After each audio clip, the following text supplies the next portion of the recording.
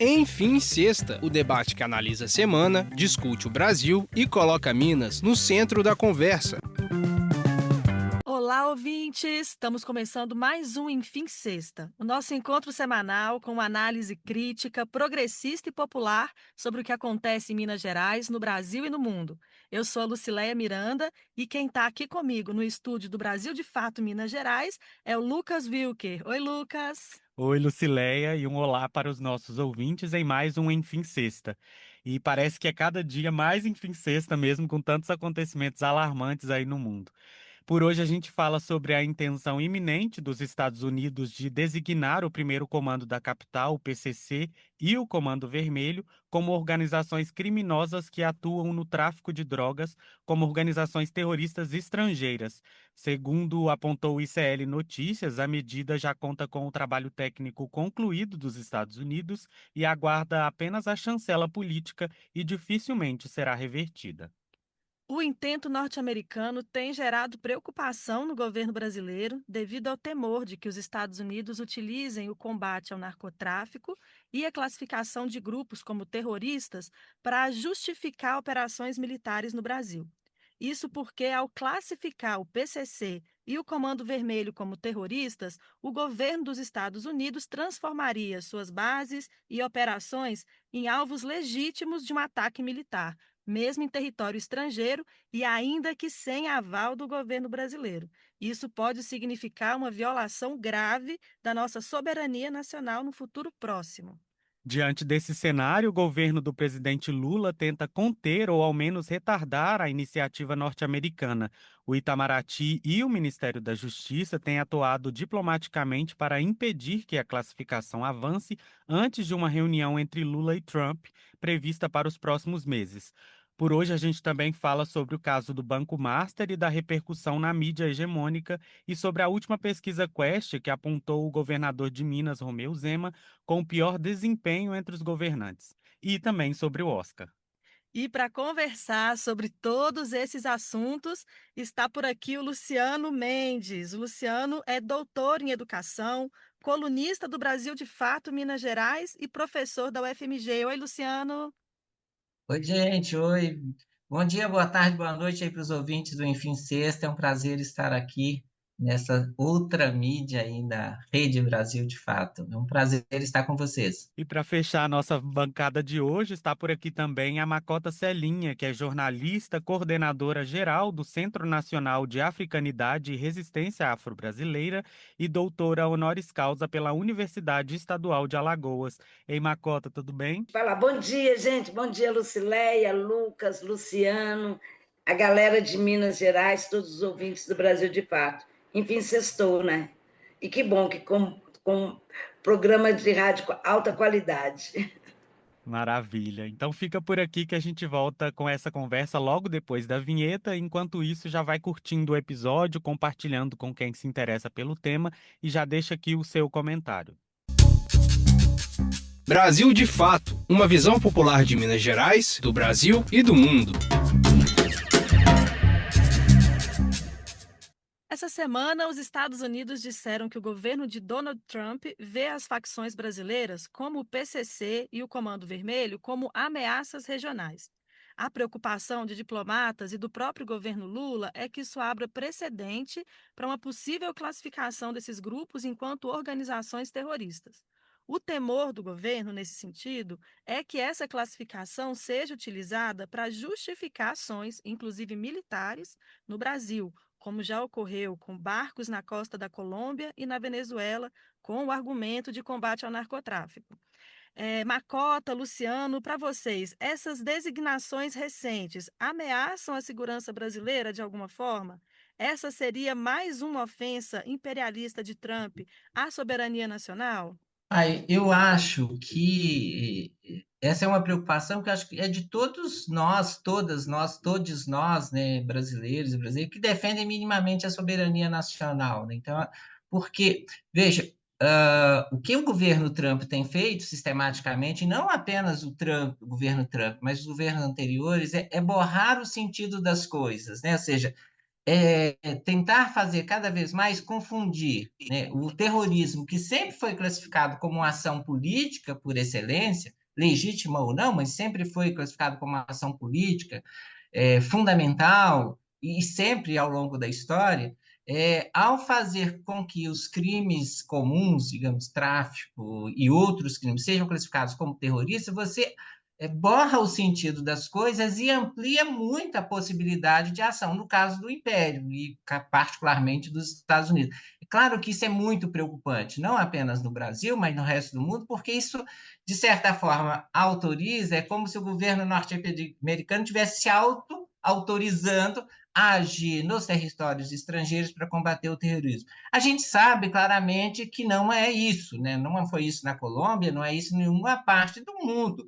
Os Estados Unidos têm. Esses dias alguém estava falando justamente sobre isso, né? Os Estados Unidos têm muita sorte, porque vai combater o terrorismo, etc., e acha petróleo no meio do caminho, né? Então, essa ideia de que os Estados Unidos utilizam a ideia do combate ao terrorismo para justificar perante a opinião pública interna e externa as suas ações imperialistas. Essa, certamente, é mais uma ação de resposta a cada vez pior avaliação do governo Trump no interior dos Estados Unidos também, né? Então, você elege mais um inimigo externo e que autoriza claramente os Estados Unidos a fazer essa ação no momento de desmantelamento da ordem, digamos assim, jurídica e política mundial, né? Quer dizer, com praticamente o fim da ONU e das ações da ONU, os Estados Unidos se colocam nesse lugar de xerife do mundo.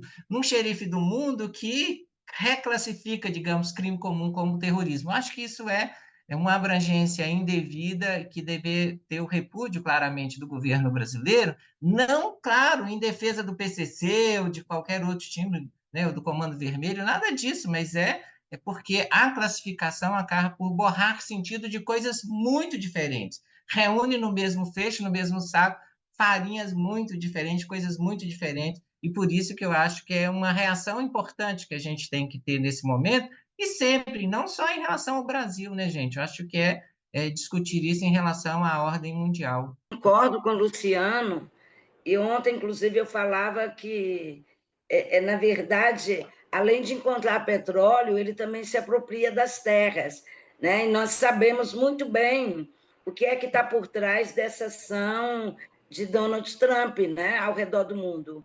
É cada vez mais aprofundar o sistema imperialista, se apropriando daquilo que não lhe pertence, e o pior, é o silêncio do mundo. É o silêncio do mundo.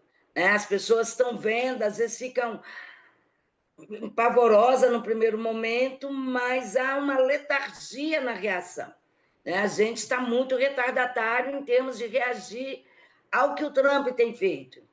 Né? A Venezuela, ameaça a Cuba, semana passada, parece-me que foi semana passada, a questão da permissão do Paraguai em aceitar militares armados estadunidenses em seu território. O Paraguai faz divisa com o Brasil. Né? A gente tem sentido essa escalada, né, do imperialismo. Na verdade, o que está por trás disso? Senão o aprofundamento do sistema capitalista. Uma forma de se apropriar daquilo que não lhe pertence, com diversas motivações que ele inventa da cabeça. Eu ontem falava que eu não sou cristã, todo mundo sabe disso, mas se tem uma personagem da Bíblia que reencarnou nos Estados Unidos, é a besta do Apocalipse. Porque as posturas de Donald Trump, e é muito perigoso isso, porque, na verdade, o que está em jogo é a ordem mundial. Hoje é Brasil, é América Latina, é o Oriente, ele pode avançar pela Europa, e essa letargia, né, ele tem se construído, e mesmo a inércia do próprio povo estadunidense. Né, o Congresso americano, o Senado americano, é como se todos estivessem parados sem ter uma reação a esse ataque de poderio, de xerife de mundo, de um presidente que foi eleito para ser presidente daquele país, não presidente do mundo. E acho que no Brasil nós precisamos ter respostas contundentes que passam pela mobilização social, inclusive para desconstruir o que a mídia diz, o que essa mídia golpista diz. Né? Então, é preciso estar atento, porque a defesa da soberania passa pela sociedade civil, principalmente. Né? Por mais que o governo se posicione, a sociedade civil tem que estar preparada para reforçar essas respostas à defesa da soberania nacional. Eu, pelo menos, imagino isso, e isso é muito urgente. O problema é que a gente está sempre correndo atrás do rabo. O caso do Banco Master e dos crimes do Daniel Vorcaro continuam sendo atualizados constantemente. Aqui no Enfim Sexta, a gente já abordou esse escândalo sob alguns ângulos, mas há uma movimentação importante que precisa ser considerada. Apesar de diversas figuras políticas, grupos e instituições terem sido associados aos crimes, a mídia hegemônica tem dado um foco muito maior para o STF. As organizações Globo, por exemplo, foram beneficiadas de forma generosa pelo dinheiro do fundador do Banco Master. Em maio de 2024, Vorcaro foi o principal patrocinador de um evento organizado em Nova York pelo jornal Valor Econômico do Grupo Globo. Nesse evento, governadores e lideranças políticas variadas participaram, como Cláudio Castro, governador do Rio, e Ronaldo Caiado, governador de Goiás. Na avaliação de vocês, qual que é a estratégia por trás dessa escolha aí da mídia comercial? Eu tenho a tendência a pensar que é óbvio que você não vai esperar outro comportamento da mídia hegemônica. Né? Eles colocam o escândalo num patamar muito maior, mas acabam sentando em cima de seu próprio rabo.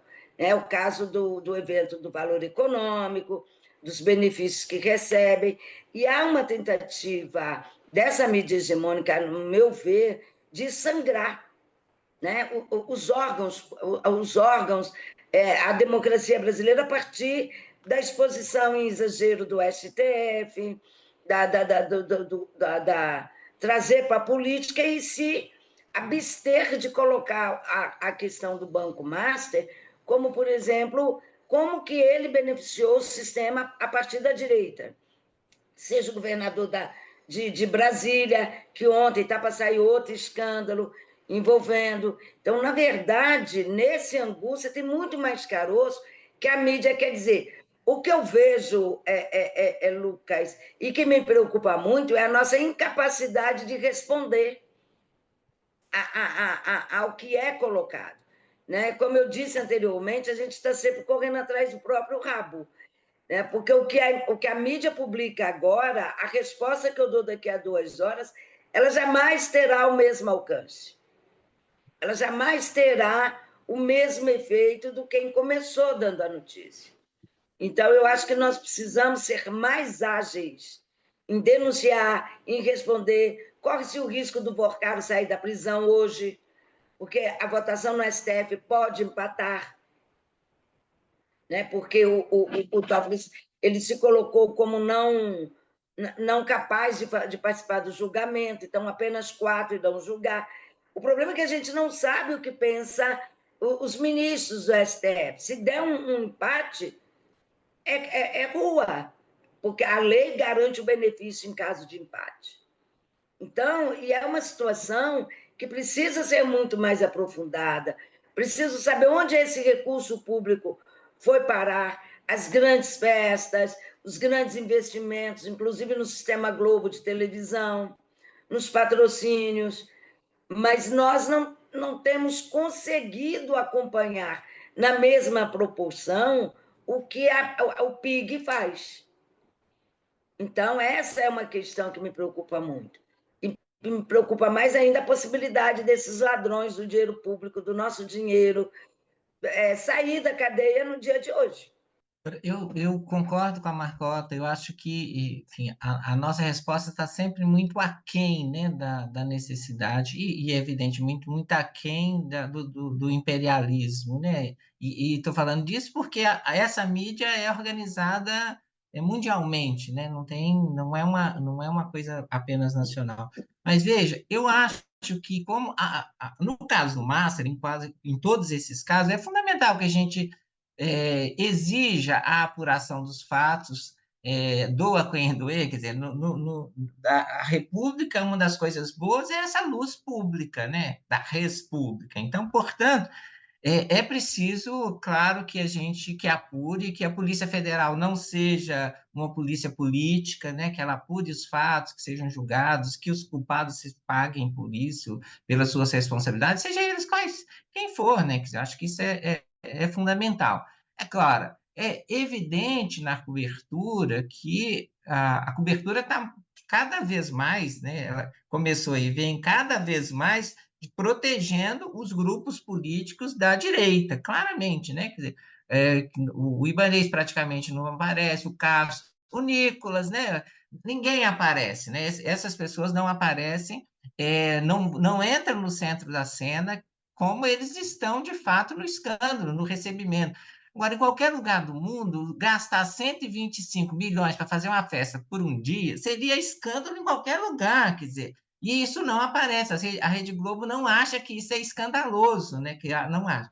Agora, há um efeito também colateral que eu acho que a gente está vive nesses momentos, como viveu na Lava Jato e agora no MAS, que é a corrosão digamos, da nossa crença no jornalismo profissional, né? Quando você vê aqueles grupos que se autodeclaram jornalistas profissional, fazendo um jornalismo profissional, eles estão fazendo isso, né? Fazem o que fazem no Jornal Nacional, né? As pessoas vão, poxa, mas essas pessoas que deveriam ser os profissionais da comunicação fazem isto, né? Isso eu acho que é muito ruim para a democracia. Quer dizer, a corrupção do jornalismo, em qualquer lugar, aqui e agora também, é uma corrupção da política. E nesse sentido, eu acho algo que a gente tem que discutir seriamente, né? Voltar à discussão sobre o controle, né? O controle social das mídias, isso é fundamental.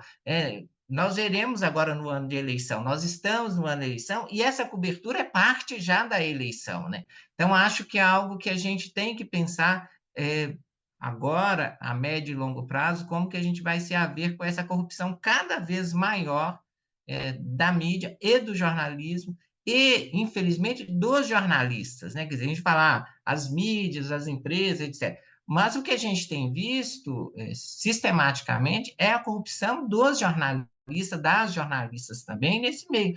Então, não é só uma questão do CNPJ, digamos assim, que historicamente sempre foi, quer dizer, os grandes jornais apoiando a ditadura, a ditadura, o golpe contra Dilma, o Bolsonaro, etc., mas é também cada vez mais pessoas que estão fazendo esse serviço e passando por profissionais da mídia. Eu acho que isso é um grande desserviço, não apenas à comunicação, mas à própria democracia, né? Uma pesquisa da Genial Quest, divulgada na quarta-feira dessa semana, apontou o governador de Minas Gerais, Romeu Zema, aparece com o pior desempenho entre os governadores incluídos nos cenários de primeiro turno da disputa presidencial.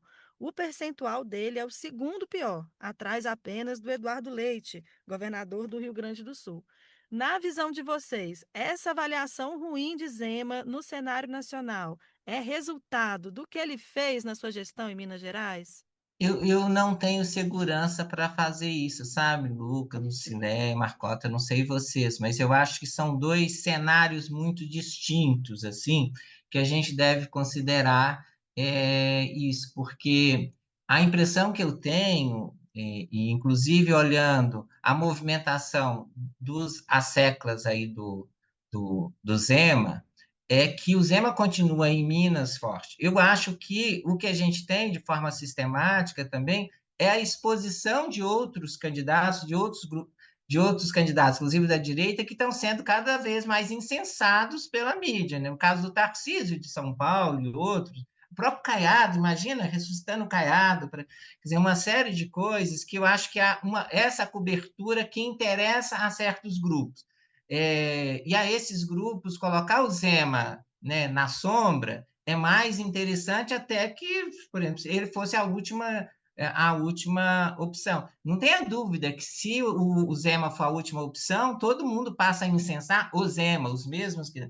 Então, eu acho que tem uma cobertura muito desigual, né? Aquilo que a gente fala, a São Paulo, Rio, eventualmente Brasília, mas sobretudo São Paulo e Rio, como tem uma mídia, uma empresa midiática muito forte, que consegue transbordar para outros estados, por exemplo, a Rede Globo, né, pensar as organizações Globo, isso faz com que esse modus operandi e a sua cobertura faça com que as pessoas sejam mais conhecidas, mais debatidas, mais vistas, inclusive, né? Então, eu tenderia a achar que é mais isso do que, infelizmente, é resultado da desgraça, né?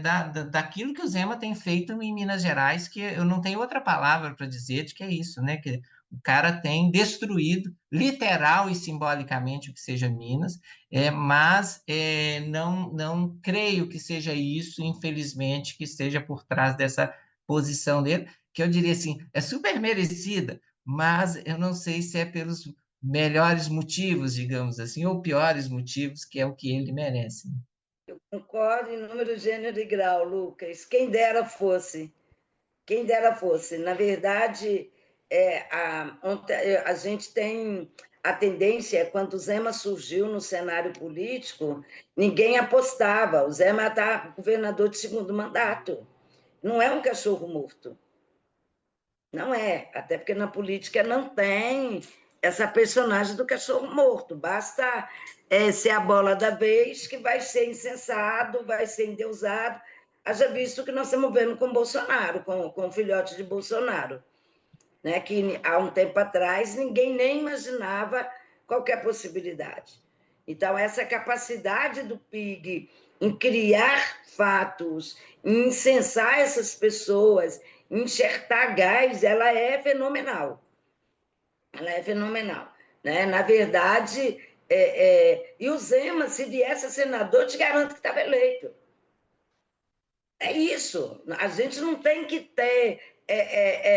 Eu acho que a pesquisa, quando ela vem para o cenário nacional, acontece exatamente isso, né? A possibilidade desses grandes centros, Rio, São Paulo, que move muito mais essa questão política, em trazer essas pessoas para esse cenário.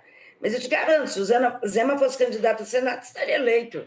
Eu não tenho dúvida, porque nós ainda não temos a esquerda, né? Eu volto a repetir, a gente corre muito atrás do rabo. Nós temos uma incapacidade de formação de novos nomes, de quadros e de dar respostas. Nós somos reativos, né? A gente é muito de reação, a gente reage à conjuntura, né? A gente eu faço essa crítica com muita tranquilidade a nós. Agora, para mim, é um dos piores governos, por Luciano, por Lucas, mas no conjunto do Estado, eu não tenho dúvida que não é. Né? Até por ignorância, por falta de informação, por falta de dados. Né? As pessoas, eu estou falando de um Estado com mais de 800 municípios. Sim. Então, essa questão, e sem contar que tem o fator memória, né? Que não existe memória. A memória política ela é inexistente no nosso país. Né? Ela não dura 48 horas. As pessoas têm uma capacidade enorme de esquecer e de criar novos fatos.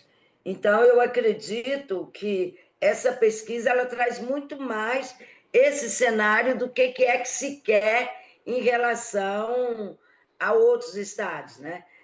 O Luciano traz a questão do Caiado, eu virava, gente, quem diria que depois de quase 30 anos eu gritei arame farpado na bunda do Caiado, gente, em 89, né? Na campanha Lula, que Caiado foi. Quem diria que a gente fosse ressuscitar essa personagem, né? Então, mas é isso, é essa capacidade que a direita tem, aliada ao poder econômico, aliada ao poder de comunicação, de resquentar a conjuntura, e que é uma capacidade que nós não temos. Então, oxalá o Zema fosse para o estado de Minas o que a pesquisa apontou a nível nacional. Mas eu não digo isso. Eu não digo. Aliás, Minas Gerais é um fator extremamente preocupante no cenário das eleições de 2026. Né? A ausência de nomes do nosso campo, com força, esse titubear político da esquerda, né? Esse atraso em apresentar propostas e alternativas. E o Zema, queira ou não, ele é uma liderança desse Estado. Perfeito. Ó, mas para finalizar o nosso programa com um assunto mais leve, neste domingo será realizado, finalmente, a tradicional cerimônia do Oscar e o Brasil está indicado em 5 categorias. O filme O Agente Secreto, de Kleber Mendonça Filho, conseguiu 4 indicações, incluindo em melhor filme, e o diretor de fotografia, Adolfo Veloso, foi indicado pelo seu trabalho no filme Sonhos de Trem. Como que está a expectativa aí de vocês para a premiação? Será que a gente vai ter mais um Oscar para o Brasil aí, com direito a discurso do Wagner Moura? Para pipoca, cerveja e cachaça. Eu nunca assisti a premiação do Oscar, sempre fiquei distante, mas eu estou numa torcida tão grande, né? E eu acho que nós merecemos isso, até como uma forma de desanuviar, mas principalmente por ver o cinema brasileiro nesse lugar de destaque, né? Por ver, e até porque traz uma história que nos remete ao processo da democracia nesse país. Né? O filme nos traz, reaviva essa memória que eu sempre digo que a gente nunca tem, né? Então, e eu acho que traz sim, e eu quero trazer pelo menos 2. E se valer rezar, ebó, feitiço, macumba, tô dentro. Tô dentro. Não, se uns reza com a Bíblia, que reze com a Bíblia, com a água benta, que eu vou no pó. Mas a gente tem que torcer para vir. Eu acho que Wagner merece, o cinema brasileiro merece, o povo brasileiro merece. Eu acho que. E é preciso que a gente incentive as pessoas a irem ao cinema. Né? Incentive as pessoas a viver essa cultura nossa que é maravilhosa. Que é maravilhosa. E esse sentimento, ele é muito positivo, né? Que é o sentimento de apropriação desse fazer cultural. Né? E a gente é muito bom nisso. Então, estou no feitiço, estou no ebó, estou na cachaça, na cerveja, para que venha esses Oscars. Eu também, eu concordo, claro, com a cota e acompanho, e que você, não sei se todo mundo sabe, mas eu sou do campo da educação, então nós temos a maior expectativa do Wagner Moura encarnando o Paulo Freire, né? Diz que vem aí, o Paulo, então, que para a gente é uma coisa também muito, muito legal. Imagina o cara ganhar o Oscar e depois encarnar uma figura assim emblemática, né?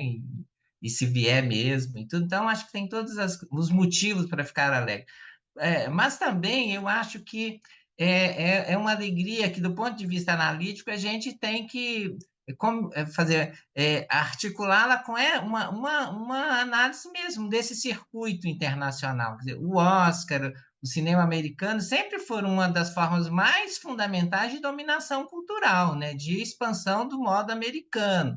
Então, eu acho que a gente não pode deixar, né, o Oscar embaçar a nossa vista sobre a produção cultural, e particularmente cinematográfica, por exemplo, do resto do mundo.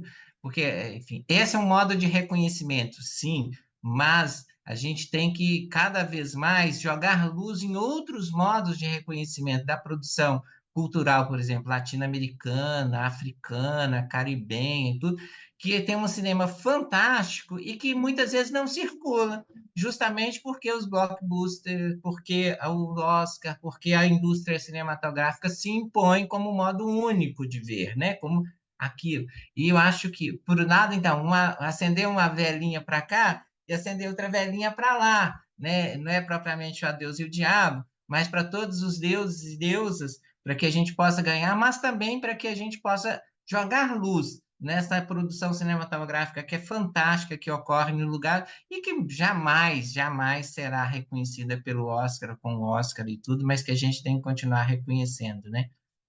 Muito obrigada, Luciano. Muito obrigada, Macota Celinha. Gente, o nosso Enfim Sexta de hoje vai ficando por aqui. Eu queria agradecer a participação de vocês. A gente se vê na próxima semana. Foi ótimo participar com vocês aqui. Espero que os ouvintes possam continuar acompanhando a produção aí, a discussão, porque esses assuntos e muitos outros tratados pela Rede Brasil de Fato são aqueles que vão no âmago da questão e da nossa vida contemporânea. Então, queria também cumprimentar vocês por manter esse espaço, por sustentar esse espaço de discussão, que eu acho que é fundamental para a gente fazer justamente aquilo que a Makota estava nos cobrando, né? Quer dizer, não ficar rodando atrás do rabo, e nem atrás da cenoura, mas poder produzir uma mídia, uma informação independente, democrática, né? E colada ao umbigo do nosso povo. Pois é. Então, Luciano, se está assistindo os programas do Brasil de Fato, é sinal que você está no lugar certo, né? Tá, de fato, apostando numa mídia real, autêntica.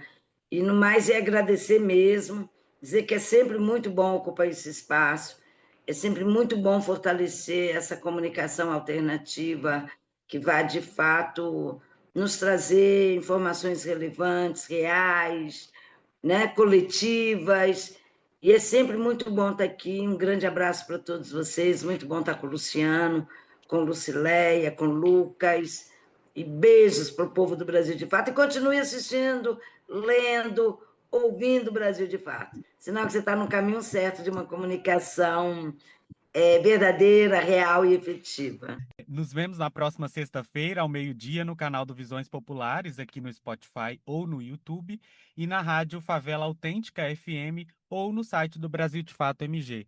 Se você está nos ouvindo agora pelo YouTube ou Spotify, não esqueça de dar 5 estrelas para o podcast, comentar por aqui o que achou do episódio e compartilhar com os amigos. Um abraço. Se você está nos ouvindo pela rádio, perdeu alguma parte do programa, quer ouvir de novo ou mandar para alguém, basta procurar Visões Populares lá no Spotify ou Brasil de Fato MG no YouTube. Não se esqueça também de acompanhar o Brasil de Fato nas redes sociais para não perder nenhuma novidade.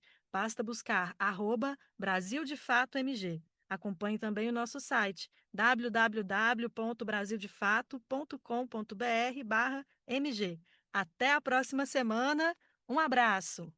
Encerramos por hoje, mas o debate não termina aqui. Na próxima semana, o Enfim Sexta volta com tudo para analisar os principais acontecimentos de Minas, do Brasil e do mundo. Até lá!